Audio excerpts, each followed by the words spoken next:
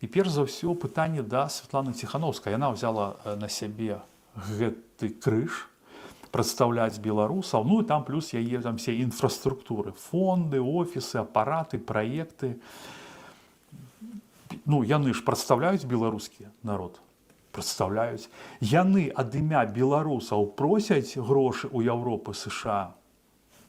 Еўропа, США дае ім грошы падпаліць зняволеных, дае. Яны кіруюць грантавымі плынямі. Кажуць, што не кіруюць, но как-то Кавалеўскі ў стрыме сказаў, да, тут Ягораў там кіруе ўсім гэтым, Андрэй. Вось. Яны вызначаюць, што такое дапамога, што такое камунікацыі, таму пытанне вельмі простое. Калі людзей фактычна выкінулі з краіны, калі яны апынуліся без сродка існавання, калі скончыліся то, што ім там байсол зараз даст, без працы, без мовы, без разумення, як жыць далей, сістэмная дапамога. Офіс пабудаваў сістэму тик-ток-каналы, да?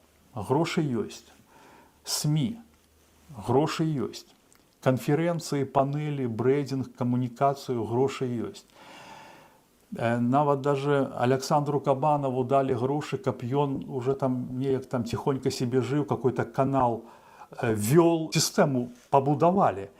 А на массовую, негламурную падтрымку звычайных вызваленых людзей нету сістэмнай дапамогі. Я лічу, што за 5 год, ну можна ж было нешта такое арганізаваць.